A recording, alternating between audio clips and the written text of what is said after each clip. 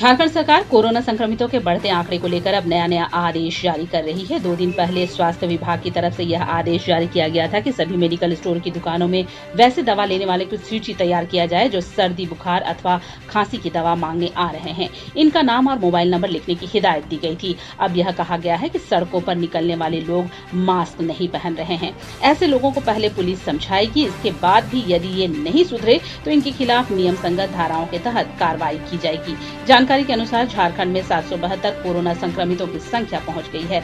इसमें 250 से अधिक ठीक भी हो गए हैं। राज्य सरकार का दावा है कि हमने हर जिले में क्वारंटाइन सेंटर बनाया है जहां प्रवासी मजदूरों से लेकर कोरोना संक्रमित पाए जाने वाले लोगों को रखा जा रहा है।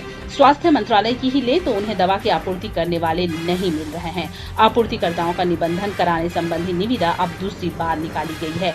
1 महीने पहले भी यह निविदा निकाली गई थी। सरकार की तरफ से सभी जिलों में वायरोलॉजी लैब स्थापित करने का टेंडर निकाला गया था। यह भी अब तक फाइनल नहीं हो पाया है। सूत्रों का कहना है कि इसकी जो शर्तें रखी गई थी वह बहुराष्ट्रीय कंपनियों को फायदा पहुंचाने वाली थी। इतना ही नहीं, पहले से जो स्वयंसेवी संस्थान सरकारी अस्पतालों की देखरेख कर रहे हैं उसका प्रबंधन कर रहे हैं, उन्हें 6 महीने से भुगतान नहीं किया गया है।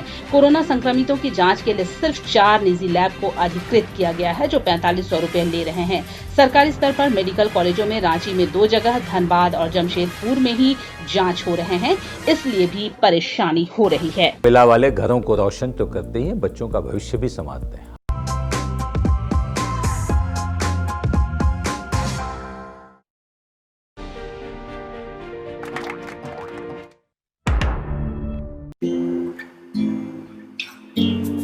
हर घर चुपचाप से ये कहता है, अच्छा लगता है जब सब कोई अंदर रहता है। Stay home, stay safe, Asian paints.